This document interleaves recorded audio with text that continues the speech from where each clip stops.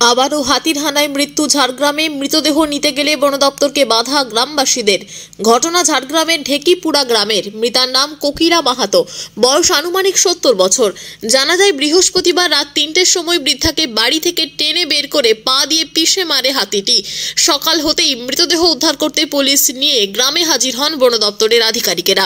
হাতির হানায় মৃত্যু এলাকায় নতুন নয়, প্রাণের ঝুঁকি নিয়ে দিন যাপন করেন গ্রামের মানুষজন। এদিন বন দপ্তরের ওপর ব্যাপক ক্ষোভ প্রকাশ করেন এলাকার বাসিন্দারা। তাদের দাবি, বন প্রতিমন্ত্রী বীরবাহা হাঁসদাকে ঘটনাস্থলে আসতে হবে। ক্ষতিপূরণের আশ্বাস না পাওয়া পর্যন্ত মৃতদেহ উদ্ধার করতে দেওয়া যাবে না, এমনটাই দাবি স্থানীয়দের। ঘটনায় ব্যাপক চাঞ্চল্য ছড়িয়ে পড়ে এলাকায়। তবে বন দপ্তর সূত্রে জানা গেছে, শীঘ্রই এলাকার হাতিগুলিকে অন্যত্র সরানোর ব্যবস্থা করা হবে এবং হাতি এলাকায় যাতে না ঢুকতে পারে তার জন্য করিডরের ব্যবস্থাও করা হবে। ঝাড়গ্রামে দিনের পর দিন যেভাবে হাতির আক্রমণে মৃতের সংখ্যা বেড়ে চলেছে, তাতে যথেষ্ট আতঙ্কে রয়েছেন সাধারণ মানুষ। হাতি এসে দরজা ভেঙে বিছানায় ঘুমিয়েছিল, বিছানা থেকে টেনে বার করে মেরেছে। এখানে যে পড়ে আছে দেখুন, ওরা 3টার সময় ঘটনা। হ্যাঁ, হাতি একটা ছিল, দরজা ভেঙে টেনে বার করে মেরেছে। বয়সে 70+ হবে। বন দপ্তরে কোনো অভাব ছিল না। হ্যাঁ, ফোন করেছিলাম, মারার পরে খবর দিয়েছি। তারপরে এসছে, বডি নিয়ে যাচ্ছিল আর কি। বডিটা নিয়ে যাওয়ার জন্য তাড়াহুড়া করছে আর স্টেপ নিচ্ছে না। আমরা আমাদের চাই যাতে নিরাপত্তা পাই মানুষ, এটাই আর কি। একটা দিনের পর দিন এইভাবে মানুষকে হ্যারাস করছে, জঙ্গলে রাজত্ব চলছে। এটা আমরা জঙ্গলে বাস করছি মনে হচ্ছে, মানে প্রতিদিন হাতির উপদ্রব। অদ্ভুত ব্যাপার, মানে আমরা কি মানুষ নয় নাকি? মানে জঙ্গলের মানে সেই হাতিদের সাথে বাস করছি। হ্যাঁ, মানুষের কোনো নিরাপত্তা নাই। এদিকে মানে প্রতিদিন এরকম মানুষের মানে এত এত টেনশন প্রতিদিন।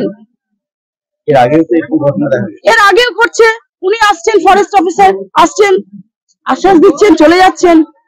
আজকে তো মানে অদ্ভুত ব্যাপার, ঘর থেকে টেনে বার করছে। ঘুম থেকে মহিলাদের নিরাপত্তা কোথায়, মানুষের নিরাপত্তা কোথায়? কি অদ্ভুত ব্যাপার! মানুষের জীবনের বিনিময়ে আর কি ক্ষতিপূরণ? এইটুকু আশ্বাস পর্যন্ত নেই। ক্ষতিপূরণ তো দূরস্থ।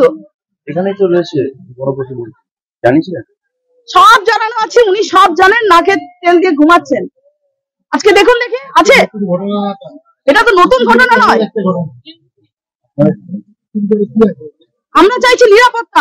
আমাদের মানুষ মানে আমরা এখানকার বাসিন্দা, আমাদের নিরাপত্তা চাই।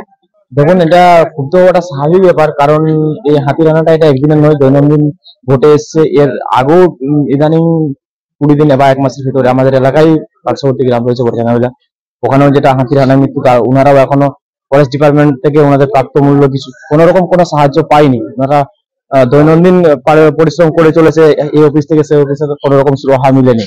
আর এই হাতির হানায় শুধুমাত্র যে মানুষ মারা যাচ্ছে এটা একটা বড় ক্ষতি সেরকম নয়, চাষিদের ব্যাপক পরিমাণে ক্ষতি হচ্ছে। বিভিন্ন এলাকায় হাতি আসছে এবং তাণ্ডব চালিয়ে চলে যাচ্ছে। মানুষ তার প্রাপ্ত ক্ষতিপূরণের জন্য বিভিন্ন অফিসে যাচ্ছে, অ্যাপ্লিকেশন করে চলেছে, কিন্তু তারও কোন রকম কোনো সুরাহা হয়নি। তো এ ব্যাপারে ফরেস্ট ডিপার্টমেন্টকে আমি মনে করি যদি খুব একটা কড়া পদক্ষেপ না নিতে পারে, তাহলে মনে হচ্ছে আগামী দিনে সাধারণ মানুষের বেঁচে থাকার মানে স্বাভাবিক ধারণাটা হারিয়ে যাবে। বেঁচে থাকবো কি করতে, যখন খুশি আসবে এসে করে মিলে চলে যাবে। বা যেগুলা কষ্ট করে, ধরুন কেউ লোন নিয়ে করে কৃষি করছে, সেই কৃষি নষ্ট করে দিল, যে সেই মানুষটা তার লোনটা মিটাবে কি করে? সেগুলো তো একটা মানে অস্বাভাবিক ব্যাপার হয়ে উঠছে না? সেই দিক থেকেও কিন্তু কোন রকম কোনো সাহায্য ফরেস্ট ডিপার্টমেন্ট থেকে ওটা যাচ্ছে না বলে মনে করা যায়। ঝাড়গ্রাম থেকে নিজস্ব প্রতিনিধির রিপোর্ট, টিভি নিউজ 10। সুলভে সঠিক চিকিৎসার একমাত্র প্রতিষ্ঠান বিবেকানন্দ হসপিটাল। 24 ঘন্টা emergency service, blood bank, trauma care. আপনাদের সেবায় আমরা তৎপর। গুণমান ও পরিষেবায় দুর্গাপুর বিধাননগরের ডক্টর জাকির হোসেন এভিনিউর বিবেকানন্দ হসপিটাল শিল্পাঞ্চলের মানুষের মন জয় করেছে। সবার আগে খবরের আপডেট পাওয়ার জন্য সাবস্ক্রাইব করুন আমাদের ইউটিউব চ্যানেল এবং ক্লিক করুন বেল নোটিফিকেশন আইকনে।